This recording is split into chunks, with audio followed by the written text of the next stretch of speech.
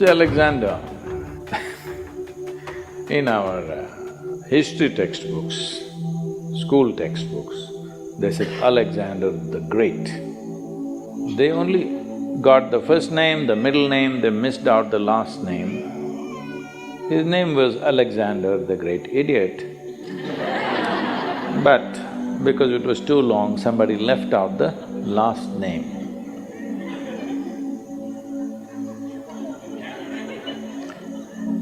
Well, the moment you make such a man, a great man in this world,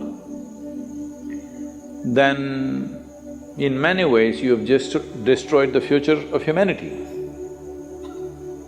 Because from the age of 16, I think he died around 32 or 33, all he did was kill, kill and kill, without purpose.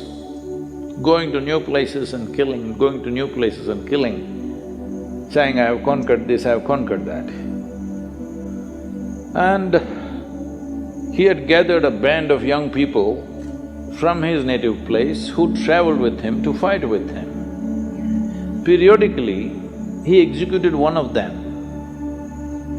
just accusing them of something. You know, always somebody would be betraying a tyrant like that, and the tyrant is always fearful that somebody may plot against him.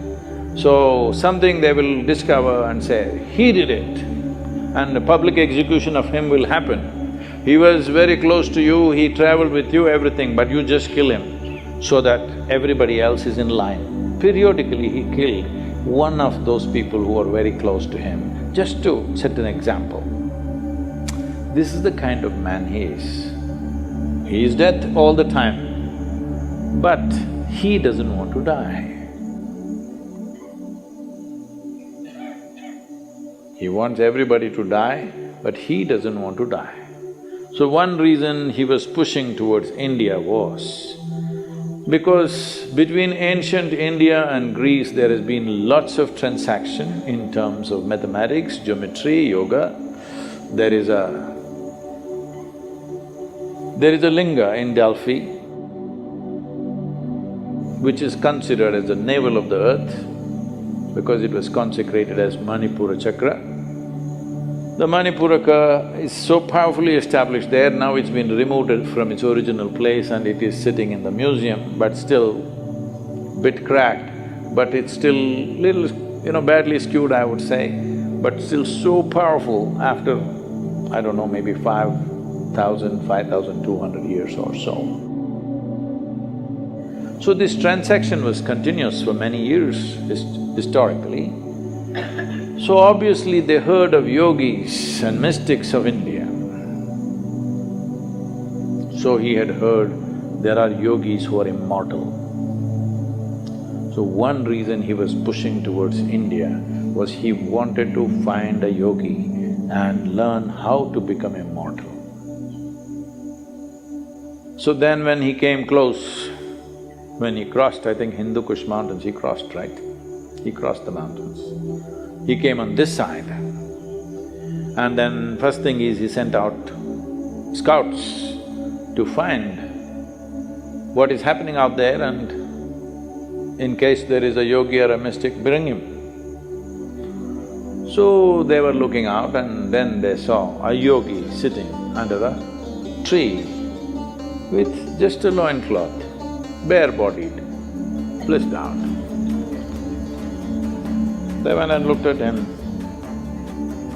and he said, hey, you come with us, our Sikandar wants you. If you do not know this, even today in Afghanistan, many people take this name Iskandar or Sikandar. The original word for this is… the root word for this came from Skanda. Skanda is Shiva's son, what we call as Muruga in Tamil Nadu. Because Skanda was such a great warrior, so this word traveled. Anybody who was a great warrior became Skanda, Iskanda. Skanda, Iskanda, Sikandar, transformation happened to the word. So they said, "Yogi, come." The yogi laughed and said, "I'm not going anywhere. I'm right here."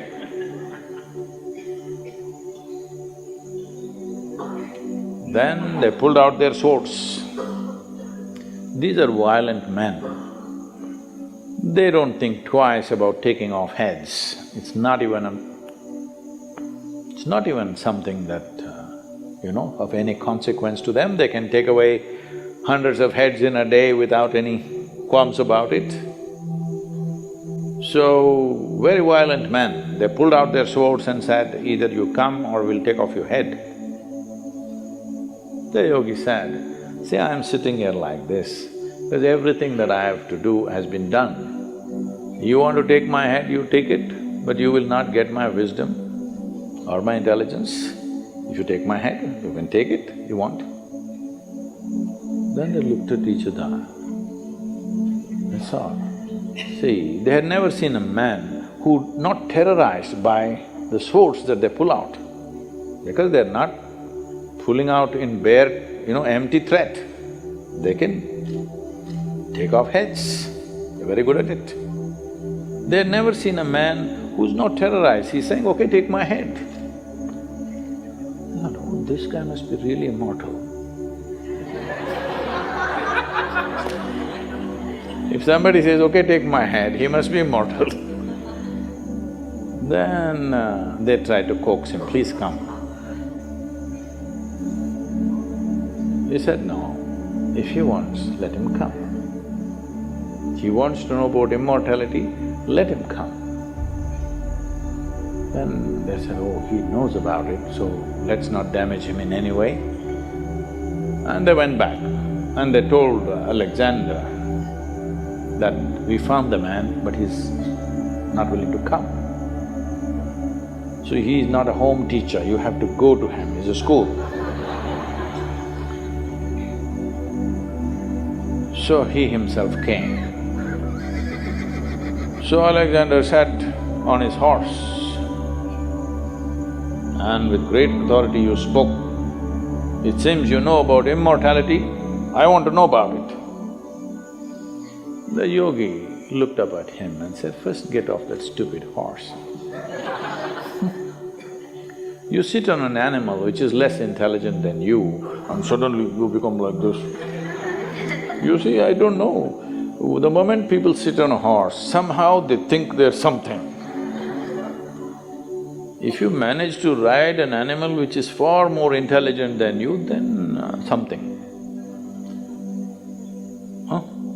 You ride a dumb four-legged animal, poor thing doesn't like to carry you, but what to do? So, Alexander got down and asked, "I want to become immortal because he is not the same guy that he was 5–10 years ago. Body doesn't take this kind of beating, after some time it is slowly taking its toll." So he said, "I want to know about immortality, can you guide me?" So the yogi looked at him and he knew no amount of talking to him is not going to go anywhere. He said, "Yes, if you want immortality, this is the way." And he gave him landmarks, a difficult journey through the jungles.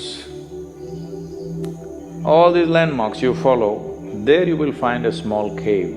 Within that cave, there is a crystal clear pool of water.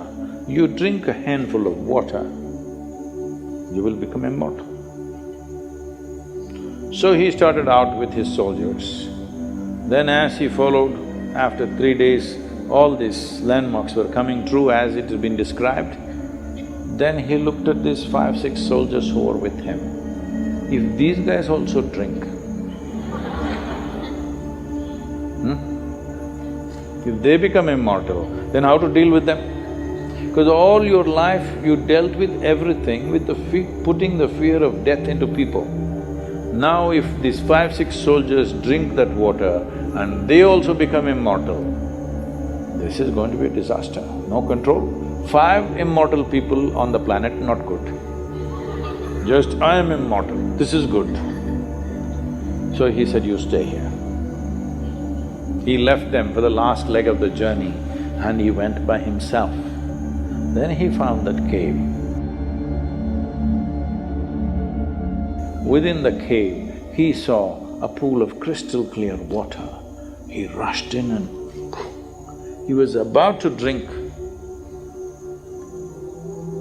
There was a crow sitting at the other edge of the pool and the crow said, wait. He looked at the crow, fortunately water slips out of your hands, you know. And the crow said, see, I drank this water, I don't know how many million years ago. And now I cannot die. I'm just sitting here endlessly. Just imagine, if you become immortal, you cannot even commit suicide. Hello? I want you to just imagine, this is the worst thing that can happen to you, that you cannot die one day. No relief. I'm sitting here for millions of years, there is nothing I can do. I've seen through generations of my clan, I'm not interested in anything right now, but I cannot die. Do you want my fate? He just sat there looking at the pool of water and the crow. For once he did one intelligent thing, that's the reason why we removed his third name. He walked away without drinking that. And how fortunate are we that he is not anymore here. But he looks like he's taking rebirth in many places. Many similar people keep coming up here and there, but at least he is not here. We must learn, understand and live knowing that in many ways, the best thing about you is you will die one day. Hello? Just see what a pest you would be if you did not die. Hello? Well, you must live a full life. Whatever is the fullest potential, you must live that. But you must die when it's time, isn't it? Huh? So, if you say death is negative, then what is positive? Immortality? That is the most idiotic thing you can do. Even an idiot like Alexander had the intelligence not to drink that water. So, it is very important to understand yoga is not about eternal life. Yoga is about sensible life.